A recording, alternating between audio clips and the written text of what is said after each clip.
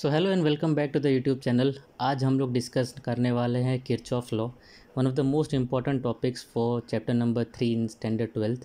Kirchhoff law के ऊपर हम लोग, अगर हमें किरचॉफ लॉ अच्छी तरह समझ में आ गया देन वी कैन से कि हम लोग न्यूमेरिकल्स को बड़े इजीली सॉल्व कर सकते हैं।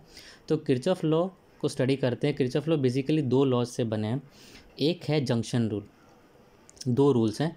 एक है जंक्शन रूल, ओके। ये junction rule is also known as current rule, मतलब ये करंट के लिए बना हुआ है। And the other one is known as a loop rule. ये लूप रूल जो है ये वोल्टेज के लिए बना है, ओके। तो हम दोनों रूल्स को वन बाय वन स्टडी करते हैं। First one is known as junction rule, right. तो जंक्शन रूल में किरचॉफ क्या कहते हैं कि अगर हमारे पास एक ऐसा सर्किट है जिसमें एक ये जंक्शन है, जंक्शन मतलब जहाँ पे एक पॉइंट से आपकी दो से ज़्यादा लाइन निकलती है। तो ये पॉइंट अगर मान लो ये अपना जंक्शन ए है, तो जितना करंट एंटर हुआ that would be equals to the amount of current leaving.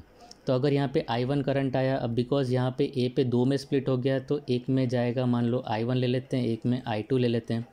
तो किरचॉफ का जंक्शन रूल क्या कहता है कि the amount of current entering, current enter कितना हुआ I, जंक्शन ए पे I करंट एंटर हुआ, एंड वो should be equals to the amount of current leaving. Leaving कितना है? It is the sum of I1 and I2। दोनों I1 भी leave कर रहा है, I2 भी लीव कर रहा है, so we can say that I1 plus I2, okay. तो उसका स्टेटमेंट में अगर लिखें तो स्टेटमेंट क्या कहता है, स्टेटमेंट भी मैं आपको एक बार लिख के दिखा देता हूँ कि स्टेटमेंट क्या है। एंड बोर्ड्स में तो आपको स्टेटमेंट्स के ही मार्क्स मिलने वाले हैं। तो स्टेटमेंट क्या कहता है, that at any junction the sum of current entering the junction is equal to the sum of current leaving the junction. अभी जो मैंने एग्जांपल दिया वो तो आपको बड़ा सिंपल है। अगर मैं आपको थोड़ा सा कॉम्प्लिकेटेड सा एग्जांपल दूँ और उसको आपको एक्सप्लेन करूँ तो आपको न्यूमेरिकल सॉल्व करने बड़ा इजी हो जाएगा।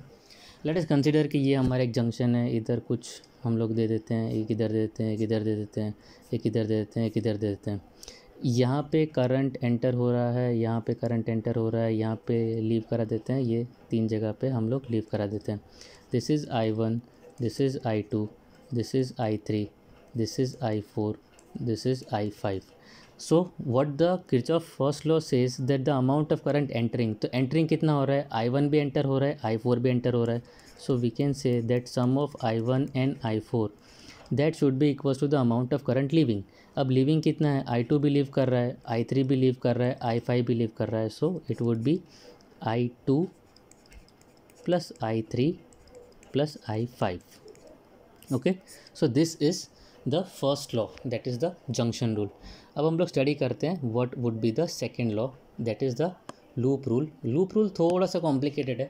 अगर आपको लूप रूल समझ में आ जाएगा देन आपके लिए जो न्यूमेरिकल सॉल्व करना है वो बड़ा इजी हो जाएगा।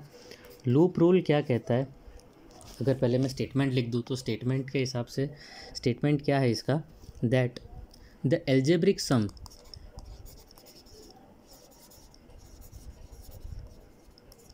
the algebraic sum of change in potential, ये वर्ड याद रखना, it is not the sum of potential, it is the sum of change in potential around any closed loop। ये भी पॉइंट भी इम्पोर्टेंट है, around any closed loop, ये सिर्फ closed loop में ही फॉलो होगा। around any closed loop involving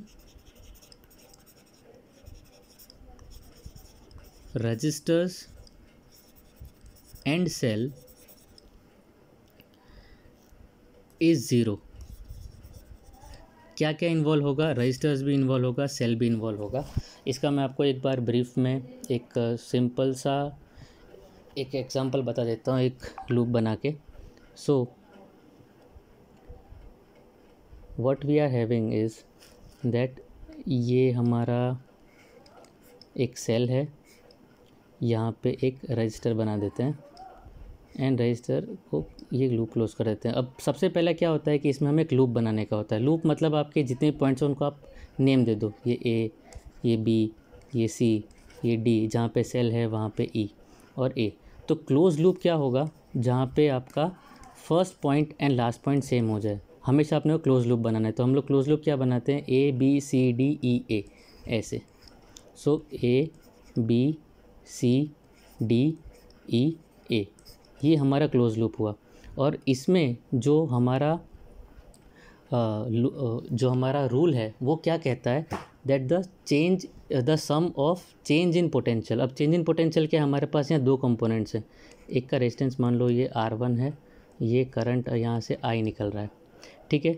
तो हमें इंडिविजुअली दोनों का, और ये पोटेंशियल इसका बैटरी का है V, तो हमें इंडिविजुअली दोनों का चेंज इन पोटेंशियल निकालना है, इसको समेशन इक्वल्स टू 0 कर देना है। तो हम लोग 1 बाय 1 स्टार्ट करते हैं। A B C D E है, तो ए से बी में तो कोई इक्विपमेंट है नहीं, तो उसमें कुछ होगा नहीं।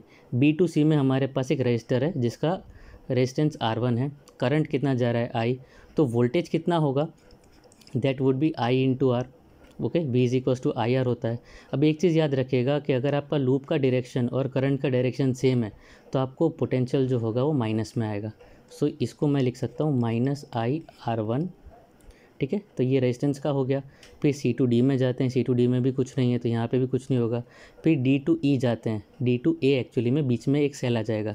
अब सेल का पोटेंशियल है B। अगर हम लोग नेगेटिव से पॉजिटिव पोटेंशियल में जाते हैं तब हमारा जो पोटेंशियल होगा वो हमें पॉजिटिव लेना है। तो ये हमारा इसका ही पोटेंशियल आ गया। एंड रूल क्या कहता है कि that sum of the change in potential should be equals to 0। तो सेकेंड रूल के हिसाब से हमारा ये इक्वेशन बनेगा। इसको आप डायरेक्टली अगर कर भी देंगे तो V is equals to I R आपका आ जाएगा। यहाँ पे IR1 है तो इसको IR1 कर दीजिए, ठीक है। अभी ये माइनस साइन इधर मैंने लिया, यहाँ पे प्लस साइन ये कैसे लिया, that is based on sign conventions. Sign convention के लिए मैं सेपरेटली नेक्स्ट वीडियो बना रहा हूँ, आप उस वीडियो को ज़रूर देखिएगा। जब तक आप वो वीडियो नहीं देखेंगे तब तक आपको लूप रूल में साइन कौन सा लगाना है वो समझ में नहीं आएगा। फर्स्ट पॉइंट इज़ कि अगर आपको लूप रूल समझना है तो खाली इतना ध्यान रखना है that the sum of change in potential in and close loop should be equals to 0। जितने भी आपके सेल्स आते हैं, रजिस्टर्स आते हैं, उसके आसपास आपको चेंज इन पोटेंशियल निकालना है। चेंज इन पोटेंशियल्स का सम करके आपको इक्वल्स टू 0 करना है। That is essentially the loop rule.